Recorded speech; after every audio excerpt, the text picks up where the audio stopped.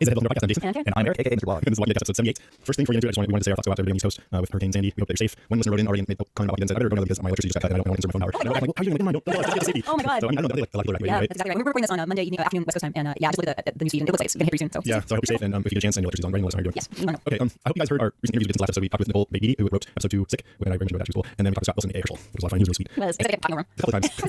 Yeah, it's like to crush him. Oh, yeah, And then you're like, oh, go ahead. He goes, no, you go ahead. yeah, exactly. Oh, edit that out. It was great. It was a fantastic interview. He was so mellow and so genial and such a gentleman. Anyone likes to It was horrible at the end when he said, well, my sound like yours. I'm like, here's his sound. I don't know. Great.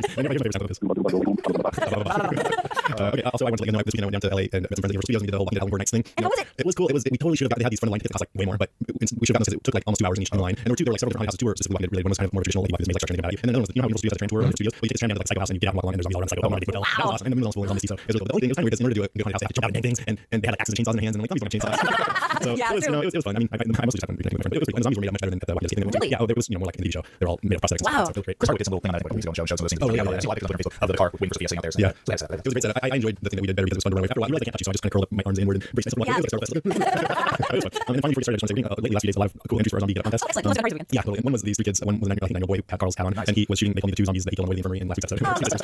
So we're gonna post. I've been answering all those emails. We're gonna post all of them on our Tumblr account once the contest is over. So you guys know. And by the way, I've been using amazing on our Tumblr page. Thank you, So I Brady. love that. It was fantastic. Guys, Tumblr.com. All right, let's move on.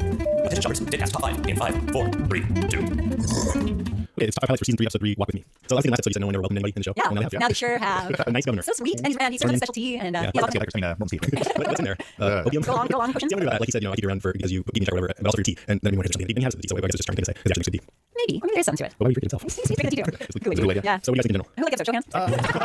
You made it. No, I liked it. I remember says, who ain't been shot by a gun? Show hands. Yeah, that's what you're doing. Right. Yeah, for me, I gave it 4 or 5 things. Oh, I'm so sorry. You know, we've been sitting here talking for like half an hour. It didn't even occur to me that I should mention we have to list today. So yeah, we mentioned last week if you want, but I'm glad to have you back. Welcome back. What do you do? Oh, absolutely. I mean, How do you like it so far of the 3? I'm terrible at ranking things. I mean, but I mean, I feel like this keeps the same. Why am I calling it for this bizarre effect, which seems to be just absolutely increasing quality all the way around. Yep, And this one just took it that much further. I mean, I know if it has the same impact as season here, but I was maybe that's one. Yeah. That impact. And it's hard not to love ones that have a lot of zombie action. I know you don't want that in every episode. But this one, I'm giving it. I was aiming for 4 or 4.5. So I'm going 4.25 swings. And I just like, as a comic book reader, this one fulfilled a whole lot of things. That I don't know how people are reacting to some things they saw or feeling it, but I felt this massive sigh of relief watching this episode. Whether it was John Gunner or Woodbury or Zombie Curry or all these things, where it's just like, yeah, they did. Morrissey. We're getting stuff here, but It's interesting hearing, very interesting hearing the perspective of Miss Love and Jason, who have loved the comic and read the comic, and my perspective, which is I haven't read the comic yet, or I never read the comic to I'm extremely. Last night was the first time I felt that sense of, yeah, I wish I know everything that's coming out. Which perspective that you have. It's fun to see the stuff that you love in comic real on screen, but it's also fun experience for us, so it's fun. But yeah, I love the idea of 4.5. I thought it was really well written, and Riley, who wrote it, he told me he felt comfortable discussing writing, so he doesn't want to do an interview. So but he also wrote, that scene in Nebraska that you and I both favorite where they meet Tony David in the bar. Yes. He wrote lots of it. Yeah. And I'm like, oh, but he doesn't want to, so that's fine. He has to do it. Some people might have thought it was slow, by the way. I don't agree. I've said several times that I think the show wouldn't be good if it was just constant intense zombie killing, like pacing. I think season 2 had times when it was too slow, and it didn't, I like dynamic pacing, but it was just got boring. This was a little bit of a breather, but there was constant tension because you didn't quite trust what was going on. Plus, you got new characters, a new environment, and just the amazing of being this civilized environment after what they've gone through. So I think this is the best way to do an episode where there's constant action. I was totally into it the whole time. And I love these Stranger Things kind of stories where your character goes into the world and meets people and isn't quite sure what they Okay, let's get on to number 5. Who wants to go first? Okay, go ahead and take it. Well, touching on what we were talking about just a second ago, number 5 are new characters and location. I thought that by giving us the different locations, sometimes dichotomy of what we've been seeing Rick and everybody going through compared to this. As you play this civilization, everybody's walking around, they look normal. They're wearing houses. They're clean, their hair's done, walking around with a clipboard, and people and it was just fantastic. And we got the new characters. We've got Milton, we've got Dr. Stevens, the board where she is. All these people are starting running. It's just everybody that seems like come out of Mayberry or something, except for the skate mercenaries hanging around on the periphery. Right. Yeah, and then again, these people protect us, and these people protect what's going on outside. They don't have to. There's like 73 people there, maybe 74 now, 74 so it brings us completely, 2 seasons we've gotten used to again, and now we have these completely different people, including Sean, who's still a big unknown as far as TV shows. Yeah. Did you like that they didn't go back to the people you know? Yeah, I did. I thought first time I like that. I realized we had an episode last time all of the game. This time we get what's going on. I think they got away from it. It would provide that tension. We needed to have that slow build of this guy who's coming out all smiles, all nice, and all that to figure out what is making this guy tick. And again, we'll be going on to the number more later. But As Rick pointed out, he pointed Lauren, they were on that Skyway area. He said, tomorrow we'll clean this place up. And that'll be an exciting episode. I feel this right. While this is going on, you got everybody burning bodies. Right, exactly. They're cleaning this up. Picking yourselves, maybe even planner from wiping off the blood splatters on their cell wall. Not everyone did something. Well, Not true. So we very the scene where the governor opens the door out of the town square. Yeah. Welcome to Woodbury. I thought that was really powerful. Yeah, It's like you're opening this dimensional portal into the pre-apocalypse reality. Right. And some people might say boring, but to me it was sort of like, wow, they really There's like street lamps, that hell, these turning torches and braziers. yeah, but there was too. There was no electricity. Yeah, but yes, that torch effect just added to like the beauty of the scene. And it's like tempting to just ignore any of the red flags going off and enjoy it. That was, yeah, I mean, that's the thing is, to me, the whole show was about, it introduced the whole, are you seduced by the comfort? Why not be? No, well, not, Right. but She doesn't have a she wasn't having it, she was not seduced. We didn't really hard to think about it. Like, well, even if I had the red flag come up, I'd be like, yeah, So there was probably. hanging in the tree outside. Yeah, so what? It's just a warning. Yeah, Right, exactly. And so you have to give us Yeah, they have food, hot water, Oh, gosh. I mean, that would you can't really capture what the impact that would have after 10 months of living in the wilderness. Oh my god. Yeah. Yeah, fish eggs. This was sort of echoes of the CDC scene, Right. but it was different because that was claustrophobic and temporary, and this is sort of like, oh, this could be in the beginning where they Right. actually seem to have a handle on how to survive and thrive. Look, they're gardening. Now I do tend to run risk, and I apologize if I say in comics too much. Yeah, but But I do one thing I'm noticing in all these days possible. It seems to be borrowing elements from a later storyline. Oh yeah. By the way, this is I believe Sonoy. It's a town pretty close to the studios where they film the prison stuff in Georgia, and but the buildings here are just towns in Sonoy. They've taken over and filmed that. I'm pretty sure. Yeah, I didn't like read those structures, just signs of it. So it's like a little town, like a little down. Right, I'm pretty sure That's that's super charming. That was a mini mall. Like one of those pre-fab California mini malls. They're made to look like terminal town, but actually it's terminal. That's great. Wow, Georgia's amazing. Actually, that was my number 5 was Woodbury. But for me, it was the question of what would I do. It was a real strong moral question. Would I drink Kool-Aid and just surrender to hot showers and warm beds and the comfort and security, or would I be able to be as strong as Michonne? And if I smelled a rat, then could I say, you know, that's it, I don't want to hear. What if this is a town that's embraced Merle? Yes, So exactly. if your town is embraced Merle, you might have a few questions. Yeah, I was gonna say, what is there to be suspicious about? That could be No, something. why haven't they even known that? Oh, she says we don't know you and we want to protect our people. I mean, they have reason to be suspicious of anyone. Why are they constantly whispering? I don't know, say business. I mean, yeah, a little, but I mean, really, I don't think they've seen And I anything. think both of them smell rat. I think so too, especially do shown, too. but I Not just like don't see why they would. Well, they're brought in pretty much under guard in blindfolds. Right. I can see where It's all reasonable. Sure, maybe not too, okay. But the zombie apocalypse, yeah, you got your Sure, there's sure. nothing wrong with that. Sure, absolutely. But still, I mean, I'm just saying, I would be like, okay, I'm for a while. I know, Check it out. I Like, we gotta get this over. Going back to the zombie apocalypse. But she's right, you know. But I also think that Andrea smells rat. Because I know a lot of people think she's flirting with the governor, but I actually think she's testing the governor. And here's why. So she's at the gates, and they have their little repartee about, so I'll the governor, and she says, something named Stick, and she says, Buzz's name, governor's title. And then later on, she hits him again with, so what's your real name? She wants people to call him John or Joe, whatever, she wants to call him governor. And she's testing him, and other people are like, she's flirting with the no, I think she's testing him, and she's I think they must have done that. Yeah, I think maybe there's a little bit of that, but only in the way that you would test any other interest in to make sure that you actually worthy of your interest. And she seems interested in, and also when you ask him, that's a sign of interest. And he's on the challenge, she's never, and there's this dramatic pause and twinkle in his eye, and he says never. And I felt her interest will spike up. I think she's testing him, I think she's gonna call him on this. Okay, we'll see. You also thought that Merle was the one hiding in the bushes, but I don't know about that. Or else he would be telling me about the business. Right? Yeah, We also have the timeline of these things. Okay, We know the timeline of these things. We know exactly when this happened in relation to when. Yeah, that's smart. No, but I don't think Merle. I don't think it's Merle. No, I don't see any reason why they would mess with us. I think they're saying all this stuff at the same time. Could be wrong, but it would be confusing if it's spring. Oh, and she'd say that we've been actually months without And the title for next month, or next week's episode. What is it? I think it's the So I'm never gonna you guys. Just saying, Carol never gives any sort of a focus area in the comic. There's no. It's comedy was a whole different group of people that went to Woodbury. but you know Andrew's arc. Yes, and that's why Andrea was one of the people who were Okay. Okay, my turn. Number 5. So I'm gonna be a little silly on this one. I love the scene when Andrea, when she passed out after summer, I thought it was a little silly, but she was very sick, so okay maybe. But when she woke up, she was kind of groggy, and she's in some vehicle, and she's looking around, and things are blurry. Yeah, and there's this great music kind of foreboding series music playing, and she looks out the window and sees those Zeds hanging from the tree. Yeah. And she hears from like coming out of the fog, she hears the governor on the radio. Somebody he says infirmary, and how many? One multiple fractions of beer burns, which is how never been out of consciousness. Andrea probably shot in He goes a third. She's fine. A female says person on the radio. Seems interested in female. Then the governor says 2. Found him hiding in the woods. Bring home time. Assigned for you. So open lab. I assume home time is the zombie. Yes, yes. It's 2 tell him. He's 5 minutes ago. What was it now, Mill? So Milton is the one talking to. And then Andrea, I thought she says Michonne, she's got her eyes mostly covered, and Michonne was right here, and the governor says shh. So I think this is referring from Michonne's name, but I just thought the scene was handled really well. It reminds me of being back in my parents' car when I was a kid and kind of sleepy. They noticed the electric way. No, it's just like the light himself. Yeah, the light on the phone. Wow, wait a minute, poetry. Okay, number 4. Okay, sorry.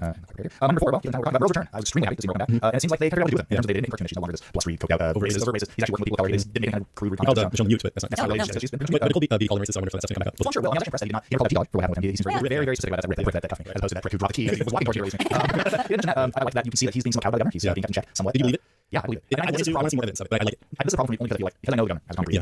I feel like he's I think this is a way for people who haven't read the comic to get to know the governor, because they know Merle. I'm like, oh, Merle is kind of this guy. Right. That's a person in the governor, so I feel so anyway. I show a lot of people afraid. And I love that they use Merle. He was Milton talking to the governor as a hammer. Yeah, I totally That is Merle's role. He's the heavy, and I like that works for him. And he was in the interaction with Andrea where he was asking about the group, about Daryl. I don't know if you noticed, but Andrea does not mention Shane, and it didn't bother me until now. I don't think she knows Shane is dead. Right. She doesn't know that. How could she? Yeah. She doesn't know that. She doesn't know he did it. So there's a lot of information that Andrea has no clue. She doesn't know anything. She doesn't know anything. She's like, so Michael interaction doesn't necessarily do Merle, but that interaction with Merle. So that's I like that interaction just to hear her go through the names. It was nice to have her sort of recognize the past a little bit. She starts with Jim and has a name. Right. Hard for her to say. And actually brought me back. She loves Amy. Jackie, you did mention that. I don't think we care about Yeah, I do. High five. They don't have that Merle anymore. Nice song. I like the song. Oh yeah, with the action stuff. But when we actually took off, yeah, we showed the media. It looks that good. Yeah, it looked very well. Well, that was sort of a home education job. Oh, I want to say something about Merle. What was it? Now we're talking about it. Oh, the fact that he could be subdued like that. Not the fact that he was subdued. The fact that he was just so Palmer, and like I said, this one that he's not an racist. Part of that I think could be the only other time we saw Merle, he was high. And so I just want to have sort of an explanation of that. And I like that Andrew was relating to him not as this total asshole, but just as a former member of a group. They knew people later. But it also makes me want to. I hope that is one of the reasons why I want to see him high and sometimes. I like That'd be great. And I like that he said about Daryl. He seemed very concerned about Daryl. He said he was one. He also said to Andrea, I'm sorry, he seemed very sincere about it. So it was good to see some of those reading qualities coming out. I feel like story retain the Merle edge. Anyway, the only time I saw Merle was him, high as a guy, blasting Zeds from the rooftop. Next time, only the other time we see him is him scrambling for his life. Fair enough. Okay, so that was bored. This is more Merle here on this. We don't have to. There's some people who That's for Merle. So my number 4 is Lab. I like Lab. I'm not one of the people who didn't like the CC. I actually like the CC. And so this time I'm going to look at the CC trying to find out what's going on. And I don't need an explanation. I just like the fact that tinkering around with zombies. I think that's cool. And I like that they call them fighters and lurkers. Lurkers. I like the fact that he's dead wrong. Well, maybe not dead wrong. The Lab guy, Milton. I like that Milton thinks that removing their arms and jaws makes them docile. But clearly they weren't that docile when right before Michonne had beheaded them. They were really kind of getting all agitated. The guys from Woodbury tended to them. They were wrestling around it. I don't think they were. That's quite a right word for having no. I think just having no John no arms. They can grab him by you every time. Yeah. I mean, they were like trying to ram into her. No, they were definitely getting all fighty over the helicopter guys. They also made one episode saying that there was last episode everyone blood seems to get them out. Yeah. Most of what we've seen from them is them walking along patient. We got 5 days behind their heads out. It's not very cool. They use okay, sorry, this is tangent here about zone presses. Oh, she uses them. Oh, she actually packs them? Yeah, so they're more than she goes on the way. They're practicals. perfect idea. That is a beautiful moment for zombies in the box. I also like Lab Guy, and I like that he's sort of a serious character, and he seems kind of psycho, and I love the D. I think it I have 2 different pairs. Gallagher D1 and Ben Linus. Yeah. Right. Well, to me, my number 4 is also Milton in the lab, and to me, it reminded. I could see how it reminded the CC, but I didn't like the CC, and I did like this. It seemed more realistic. Like the thing I liked about CC was they had an explosion system, a self-destruct system in CC, and there was a really intelligent computer that you talked to. Yeah. So like, this guy just had gears and stuff, and he seemed to be like a Celtic guy or something, and that seemed realistic. And I thought it reminded me of somebody was saying somebody wrote in and said that the webisodes reminded them of like a B-movie, zombie movie, like Romero or something. And I thought this did even more. It reminded me of David. I don't know if you've ever seen that. They're inside their bunker and they're testing, doing experiments on zombies. But in a way that really worked, especially because he had this sort of nervous autistic vibe, and it just seems like a nerdy. And I don't know, for some reason I had this feeling that he's going to meet a particularly gruesome end. Because I think because they're making him out to be kind of unlikable and intelligent, that when he does have that, yeah, he'll be glad to see it. I think he's obviously terrified of the governor, and this is another case where it sort of illustrates the governor's character by how the people around him act. But it was a brilliant movie. This guy who has this warm, intelligent, grounded demeanor, but everybody around him is terrified of him, rather than just having that Well, he manages to do both Merle and Milton. One was a schoolyard, while the other races. They both seem to shrink away. But I like that Milton's sitting there trying to figure out the behavior of the zombies, and it gets into that sort of area of science that's kind of dark where you have to capture them and cut them all up and stuff to see what you do with them. But it seems smart to do that, I think. So I think that's really Okay, I'm Brian. I guess Paul, you're right. I mean, I just threw it out there. They find a balance. Yeah, where we actually have some zombies, some killing, still have those scenes talking a whole lot of exposition, but somehow it works so much better. I don't feel like I'm getting a giant exposition though. Or feel like it feels right. I mean, even the guy who was chopped in half by I'm assuming helicopter, chopped in half, coming back, knife in the head. Yeah, zombie action. It's not quite a zombie at that point. We still have a few.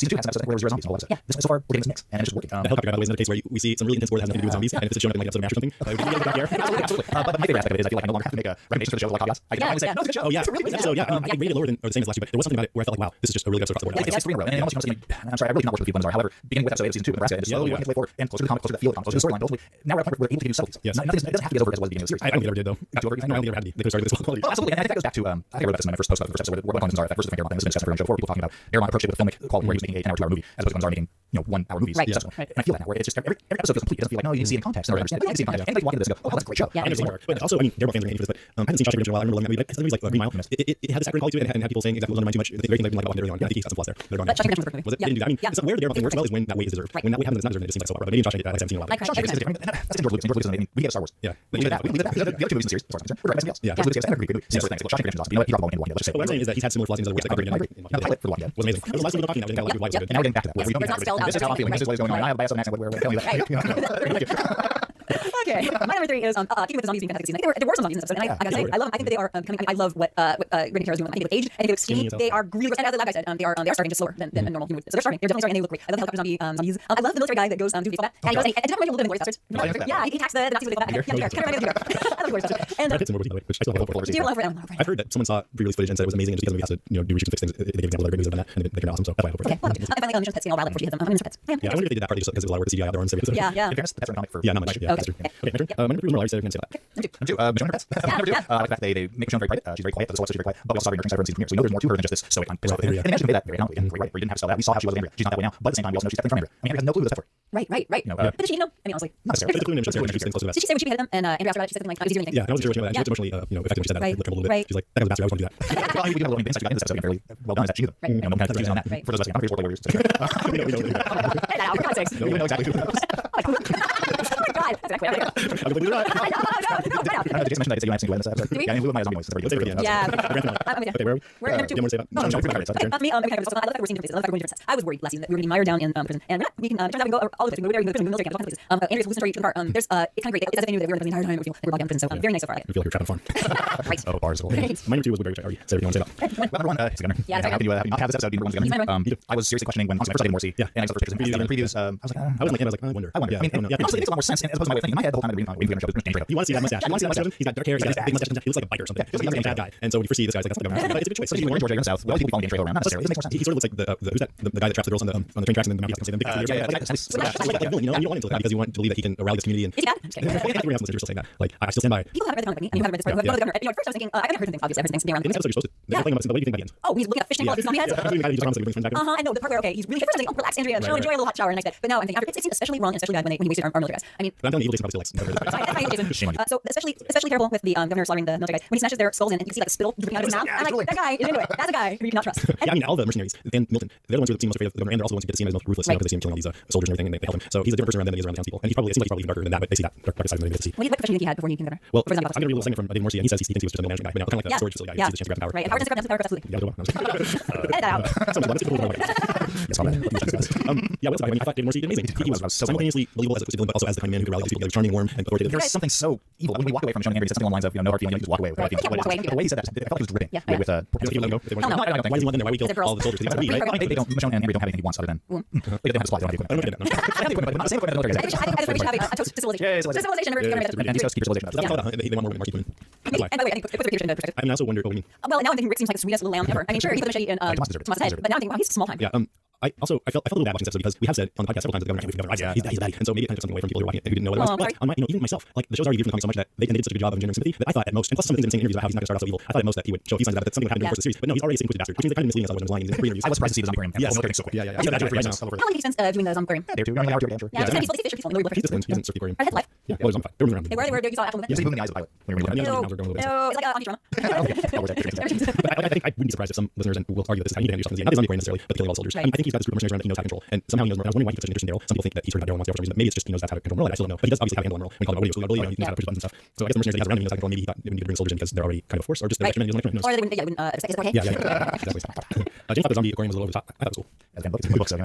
Okay, I have just a few more notes. Now, the helicopters are not the governors. They're from Oh, separate no, for sure. Yeah, we do. Do we? The governor suggests he reluctantly adapted his nickname, but later he says he never tells his real name, which says to me that he was kind of okay having a nickname. The helicopter crash looked awesome. The CGI shows things that are Very never good. Time trees, trees, yeah. Right. I thought Andrew Jones and zombie pets did not look well hidden when the governor's pals were swimming out. I was like a few yards away, and the zombie pets were moving around, the zombie looking random, like 2 or 3 meters away. I'm saying there, just completely open. Yeah, So you're sitting there. she's really still once you. Which is why we're all like, hey. That looks like a woman wearing white. Yeah, I thought it was a little ridiculous, and Andrea and Sean were upset at him striking the guy in the head. He's torn in half. I mean, that sort of counts as putting a guy out of your zombie. Let's see. The sketchy bearded black dude is blatantly staring at him like 4 or 5 times, and it's sort of She's like staring at him. yeah, it's gonna be funny like something on the movie.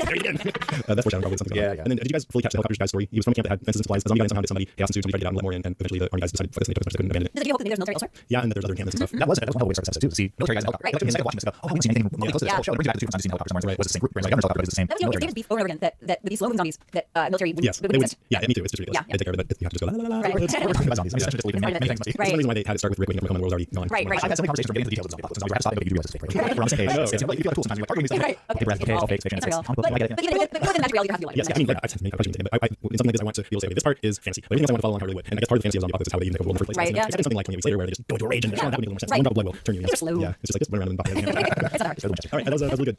Let's move on. Let's move on. The news. News about The Walking Dead is now the most popular non-sports show in 84 demo on TV. So that's Take that, sports. even higher than any like broadcast TV drama. CSI. Seriously, yeah, and they have the most expensive ads of any drama on TV, anywhere from 200,000 to 375,000. Okay, there was a great detail interview on HuffingtonPost.com. It's really long. I didn't actually get a chance to read the whole thing, but I like this one part. He says people keep asking me when we're going to make a Walking Dead movie, and my response is, "Are you one of the recently?" Right. Check it out. This is from Entertainment Weekly with Robert Kirkman. They say, I don't want to say the governor is more frightening than the world because I don't want to be waking up with Michael Walker's cold hard face staring down on me. But in the context of the show, Merle doesn't seem to be a little scared of the governor. He says, yeah, that's by design. Everyone knows about Merle. Everyone knows that Merle's threatening. He's a little bit of an expert in certain situations. Because we know that his reaction to the governor informs what you should be thinking about that guy. In the episode before the governor takes his turn and ends up shooting those guys, there's a lot of tension between him and Merle that should be informing you this is the guy to be looking out for. And this guy's definitely dangerous. So yeah, we can talk about that. Then he says, they say, Walker's very lean and hungry looking face. Are you not feeding that guy? He says, I think the preparation for him coming back, he actually lost so much weight. I think this is all part of his actor plan. Come back as a different Merle. A leaner, mean Merle. Really put a lot of preparation into this. Yeah, I noticed that. He was leaner. Take off there. Okay, this is from interviews with Glenn Zara. He says, we're looking for about David Morrissey, who plays the governor. He says, we're looking for a talented actor who can play a lot of nuance. He said of Morrissey, a Liverpool native that's known for turning the first turn in British miniseries State of Play, and then Noir inflected Red Riding Murder Mystery film trilogy. In one episode of Doctor. They say, we didn't want just an art villain, someone who's just going to be a mustache twirling sadist. David's a very versatile, accomplished actor. He's a total gentleman. Was really very open to our approach to character. He goes on to talk about what the approach is. I think those are spoilers. Spoilers in these interviews. Wow, we are I was very dark. I've always seen very dark. Yeah, that's not a oh, you might as well. But yeah. He doesn't need to have complexity. Morrissey added in a separate interview. This is Morrissey. If he was just an out and out guy, I think he would hit the ceiling creatively very quickly. I think he levels intelligent for yourself, that would be more longevity. So, and then Zara says what's important to understand about this character. He sees himself on a historical stage, which I think is kind of interesting. Historical stage. Yeah, he's going to be the man that researches civilization of the zombie apocalypse. This is from an interview with Morrissey on the interview. They asked him to the governor's backstory. He said, because I feel the governor is someone before the event was a pretty middle management type guy. He didn't have status before. And now he's walking that tightrope of leadership about what he needs to do as a leader. It's all relatively new to him. They say, as a British actor, is there anything you do to prevent that back into your accent on set? He says, I stay in accent as much as I can. We have approved levels whenever I get my coffee or groceries. I can hear the accent. The accent's around all the time. That's an advantage. Oh, I like the accent. I can make a British governor. Oh, so good. Yeah, he does kind of a nice sounding southern He does. accent. Yeah. He's great. I just wish he was a sucker. That was good because it didn't feel. I mean, it didn't feel very like this is stereotypical Southern guys. Right. I mean, I'm California. That's accent. Gracie, you're in the chat room. Did you think it was a good accent? Did Morrissey did? She hasn't responded Is she still in there? yet. Yeah. Oh, wait. She's like, I thought he sounded great. all right, time to take a break. This one comes to us. All right, let's move on to listener notes. Okay, these emails, as usual, are edited for link. I just want to remind you guys, if you want a chance of your email about that week's episode, you have to get it into me by like noon next day, noon on Monday. Otherwise, it's going to get on Tuesday, Wednesday, and then I don't put it in because I think people don't necessarily hear more about last episode. So, shall we? Okay, first one here is from Gary. In a very recent interview on the podcast I listen to occasionally, it was joked that Maggie is a budding country music singer. Top 4 Maggie Green possible country zombie apocalypse hits. Number 4, Still Missy Baby with My Hands Getting Better. Number 3, You Double Tap. Number 2, If Love is Blade, then you can disembowel and get me. Number 1, Monica Katana. There's a walker on Bob's Brain. Oh, we gotta laugh at that. It's good to see Jason. That's really good. My heart. Don't shoot it in my brain. Now I'm crying. brain. This is from Jesse. One of your questions: how the guards could have gotten if they were wearing right gear. Well, right gear doesn't cover all of your skin, and then areas exposed, specifically around the neck. It's not designed to cover every exposed area. Thank you for that. I feel like it's cool. Thanks, Jesse. This is from Brett. Hi, Jason Karen. I just wanted to put in my 2 cents regarding infection. We got a lot of email about like whether you can chop off somebody's leg and also whether bite turns into one of those. Infection and amputation in the world of Walking Dead. Walking.wiki.com has a lot of information on the subject. That wiki has a lot of information. A lot of stuff I use the show a lot. So actually really good. We spoke from Robert Kirkman. Kirkman wrote, the rule is whatever it is that causes the zombies is something everyone already has. If you stub your toe, get an infection, now you turn into a zombie unless your brain is damaged. If someone shoots you in the head and you die, you're dead. The zombie bite kills you because of infection or blood loss, not because of the zombie virus. So this one gets what we were saying about how bite might activate something, but we do know from the show that getting a bit causes a fever that kills you within a day or so. Morgan said so. We saw the gym. So I say whether it's the infection caused by nothing to do with the virus, the result is the same. You get bitten in turn. But apparently, and this is about what Kirkman wrote about on the show. It could be the same. But either way, you get bitten and probably scratch. You're probably gonna get a fever and die within a day and then turn into a zombie. It's all bad news. This is all Okay, next one from Alicia. I'd love to hear your insight regarding the lack of attention to threat of infection by Blood Slayer. Oh, we said it a million times. I say hit like that back 30 seconds line and you'll hear. Oh, I said we said it a million times. Make the fast moves with the The next email actually has an interesting insight on that. Okay, so this one from Emily says the discussion about amputation stop infection needs a little input. Zombies like vampires and werewolves are all just different stories about the fatal viral infection rabies. Hey, we just started this. Full disclosure, I am a vet that works on tracking rabies. Rabies is transmitted through the saliva. That is why it's never spread by bites. Sorry. It ultimately carries to the brain through the nerves, not through blood. There's evidence that in absence of modern vaccinations and immunoglobulin to protect a person after rabies exposure, amputation will have severe cautery of the body part can stop it from going to the brain. If the zombie infection were bloodborne, they would already been zombified from all bloodbaths that occurred. Amen, sister. Thank you, Emily. Yeah, that's a good reason. I chose something vampire syphilis. Not so much. Did you hear a couple months, maybe a couple months ago? We actually did a story about this in our newsroom young story about how somebody did a great article about how really the zombie apocalypse was really about rabies and how the story changed when rabies started to hit population stories. Then it came about the end of biting, and that's when it all changed. Oh yeah. So the point is that if it's carried through nerves, then you would need Right. blood. There you go. I'm just worried about things like other bloodborne infections, like HIV, or so. yeah. I wonder. Like That's what the least of your worries about. no, without if you get HIV without medication, maybe it's yeah. You're also going to be showing symptoms for 7 years. Oh really? I'm seeing how life expectancy is 6 months. Yeah. Yeah, sure. Yeah, go ahead and have one second. Okay, you're cool. Yeah. Okay, this next one, David. A few observations. Just notice Daryl's using arrows without tips on them. So much stuff that makes it easier to remove them from someone's forehead. Oh yeah, that's right. Next, do you think there was a little bit of zombie land when Tom's called Atlanta? Maybe. Could be. Next, Karen, did you see the part on Talking Dead about the big guy playing Tiny and then they fight her inside the life, taking home the bastion head properly? No, I didn't. That's awesome. I'm watching that with Maggie when they show that the head with the called brain swelling. We're like, yeah, that's Nice. I love me. Finally, my infection, whatever it is, has infected everyone. You get to die, and the walker being so decomposed or walking pile of nasty bacteria and crap. When you get bit by accident, spreads through the body, rapidly showing that organs eating flesh, killing the person quickly. Cutting off one layer so quickly that it might spread bacteria. I work for the Department of Health, and this is what some of the pros think. So not nerves with bacteria. Wow, that like the Department of Health. This is the official theory of the Department of Health. Okay, next one here from Evan. Can I please get an MP3 of Karen's Southern accent rant and Gomer? Oh, shame. You like that. It's crazy sometimes. I'm confident. Sorry. I'm confident some portion of it needs to be my next ringtone. Maybe just like move over and over again. Can you imagine how beautiful it would sound? It's so good to hear. Thanks for writing. Believe it or not. Oh my God. Same question, John. John, I take care. Have you ever done any voiceover work? When you do your voice, is it me or does it sound like Sandy the Squirrel from SpongeBob SquarePants? God, Is it? yeah. Oh, You said that's awesome. I've never seen SpongeBob SquarePants. Oh, really? That's not I've seen many days worth of SpongeBob SquarePants. This one's from Marcy. A little geeky side note about Will Wheaton being a guest on Talking Dead. He and Chris Hardwick were called roommates. Wow. Talked about it on this podcast. Really? I've never called me by the like, hey, here's the dude in He was on the Star Trek Generation fan. Wow. I need to do this next thing else here. From Drea, season 3 is the kick-ass motherfucking good, delicious, fantastically awesome shiznit. All right, Let's see what happens. That's all we're working on. Okay, girls, Merle, finally! He's the villain you love to hate. No exclamation points. And the kick-ass metal arm attachment. He was so smooth with it. The zombies inches away, he dispatches like a mosquito on a hot summer day. Friggin' great. Michonne's layers, I mean, they are as awesome as they are plentiful. One quick point. Some of the shots of the town look like a weird old low-budget western. At times look pretty phony, am I right? Sorry, Jason, you're totally right. Merle is not the one that was watching Carol through the fence. He will already blab the government over in prison to the hat to you, good sir. Well, thank you. Oh, and Karen, I'm reading the Giants to take championship home this year. Go Giants! And they went, and we won it. So, there you go. Yay. Let's go. I love you. I love you, man. I should want to warn Panda today. I wore it on shirt today. Sam from Ohio says, I figured Merle would be interested in knowing where Daryl is, and if he was still alive, but later the governor asked about Daryl too, and told Merle maybe he should talk to the girls again and see what he find out. Granted, maybe he just hopes Merle finds his long lost row, but I don't quite trust either one's motives, which I think is probably the right move. Does the governor want Daryl for something? Does he have some plans in store for him? While trying to think of what plans there may be, I thought it looks like they have a decent medical facility. I don't know if they have an actual doctor. The guys checking out Michonne's pet seem to be one, but I'm not sure. Could they possibly want Daryl because he's related to Merle and he related their genetic match? Maybe they're going to take Daryl's hand and try to rehash it to Merle's skull. Lol. Probably not medically possible, but I thought it would be interesting that we definitely reasons to go back to Maybe he's Merle. Probably just my over-imagination, but it felt like sharing. Watch out for Sam. That's awesome. They have done that, but it's like plenty of sign. They've Daryl's awesome too. That was fun. Okay, this is from John. If you saw a helo crash during zombie apocalypse, would you go inspect the wreck or run the opposite direction? I would run. I would go inspect the wreck. It was an show maybe should have to. Too late. Like, I like the episode you know slower than the first 2 of the season. The writers did a great job developing characters. They're setting up some great conflict for the future. Here are my 2 favorite things about the show. Number 2, Henry's falling for another psycho. For Shane, now I think she did bad boys before the apocalypse. He's got a key that she's playing. Number 1, go keep well. Okay, is that Hyundai? I don't know. I'm saying she's got Hyundai. Of course, they all do, right? They're all super He keen. rolled up and keep the car when they killed the soldier. The same like Shane has ridiculous. Number 1, the governor's wall is zombie heads. Only a real psycho could sit and watch a wall of heads stare back at him. And he was in there watching zombie heads instead of hanging out with a naked lady in bed. Must be totally insane. She was asleep, all right? Yeah, he wanted to do that. He's polite. Yeah. From Blair, first of all, Michonne's facial expressions. She might watch it behind her boots because it's pretty obvious by the look on her face. She is constantly being bombarded with the fresh stench of newly switched dog feces. As for Andrea, maybe it's just me, but it seems a little on her face in the last episode was, hey, I'm down party if you know what I mean. Wink, wink. Because this last episode, her encounter with Shane and Hyundai. Yeah, between this last episode, her encounter with Shane and Hyundai. Because Andrea would be the person to live out the zombie apocalypse with. Maybe instead of having a contest of who gets killed first, it could be a contest of who has the intercourse first. Dibs on picking Andrea. Wow, this is going to be Picking one, yeah. Actually, I need to put in your Jack. I've been reading the Red Woodbury. And there's a character in there who's getting on a lot. So I only got through the first 3 chapters, so It sure isn't Lori. no, it doesn't work. Sometimes Brittany. So what makes me sad about this episode is there are people who said they didn't like it on different websites. This is one of the rare times I feel like comics snob because viewers know how bad this is the potential to be, while viewers have no idea and are just bored because they think it's all talk this week. It has to get set up somehow, people. That the show can't only be an hour of nonstop killer, but I guess it could be. Everyone probably did talk to death about Michonne's facial expressions, but I have to say I love what they generally convey. It's a betrayal and shut up. I'm my favorite. I mean you. Or the eggs. Or the bed. Or any of these. It's awesome. I mean, honestly, it's a nice clean tone and no place that actually exists anymore. What it's saying, it's too good to be true. It's too good to be true. It probably is. Absolutely. And this place except for Merle for all he is, how great can it be? And speaking of Merle, Prince Cypher seems so subdued for lack of a better word, and doing someone else's bidding. He only called Michonne a mute, but that wasn't otherwise was racist. He seems to genuinely regard any fondly when Andrew told him about it. And perhaps the best part was Merle and Benjamin Linus. I mean, Milton getting into an argument and Governor breaking up with Merle's tail between his legs. That was wondering, does he know exactly how crazy the governor is? He does his bidding kills for him. Probably watches a certain arena specific form of entertainment. Are they buddy enough that he knows about the fishing full of waterheads and would that even phase Merle? If the governor goes after Daryl, will Merle go along with it? Time will tell us. yeah, she's like we thought too. Independently. Nice. Okay, Thanks for here's some more reactions to this episode. We'll go back and forth between 3 of us. So the first one's from Charlotte. The governor seems off seeing like a good guy, but on the surface he feels sinister vibe. And Andrea, seems to be swallowing it, the line sinker. But that's the thing about dictators. They throw on charm, insisting that they're doing something good to everyone, and the people will bite until someone catches attention. Michonne sees it, Andrea doesn't just have her problem. She's I don't mention the creepy doc who did his own autopsies. For some reason, he seems to type the poison your drink and do weird stuff you like passed out. Man. From Amy, Merle seems concerned about Daryl. I thought he was one-dimensional. I like those characters portrayed now. Jared says, what are your opinions on the heads of fish tanks? Pretty good. They're lovely. Heine said, well, they're awesome, but gross and twisted. Heine said it was exciting to see how Merle was introduced to the episode. I was kind of hoping that the reason Andrea was so sick was because she too was spending with Shane's baby. Jimmy sad did not see Glenn or Daryl. I like how Heine just assumes that Lori is starting with Shane's baby. Jimmy sad not see Glenn or Daryl whole episode. I was extremely happy not to see them. John says, I predict we're going to see the scenes in Woodbury where all flashback and the governor is the person looking at Daryl in Oh, present day. interesting. No. Nicholas says, awesome, but I don't like the governor is. Nice character. He looks like scumbag on the Snarly. Can't wait to see him interact with Rico. So you know that's some action. Yeah, it was. Justin said I thought it was great. The governor and entertainment system was very creepy. Firstly, it was an awesome episode. It really showed what we were for the season. The governor is way creepy by Mr. Whitman. Jamie says, last scene was perfect. Jerry says worst aquarium ever. Mario, I felt bad for the young guys. I like the chemistry between Andrea and Michonne. They look so friendly, like a good couple. LOL. Greetings from Maple. Oh, yeah, Nicholas. Mike says, kind of soft for the first episode, keeps us moving more. I've never read the comics, so I'm intrigued as to why the governor told the other guys off. I don't think it's just for the spies, maybe. Maybe I guess, but I get the feeling that he's trying to keep the opposition down and maybe he can pocket the town with his own seed. Derek says the writing thing sloppy. That military scene was bad on so many levels. That's people thought the military scene was bad too. I guess because they didn't believe that the military got started, so easily. Have you seen the governor trying names? Alright, Jason Taylor, aka the other Jason. Old pal Merle is back. Governor has 2 faces. Michonne wants her sword. I can too. Aquarium heads. Better than caring for fish. Never have to eat. Maybe if you're on the you might Think they're just be like, what the hell? Why not? I need to read the comic. I'm just going to say this because it doesn't matter. The governor's looking at his head and he says 57 channels is still nothing on. Wow, that's really It's creepy. a very much study. Matthew says, a bit talk to the necessary to home situation. Last act really showed us what is in store for the future and break through that.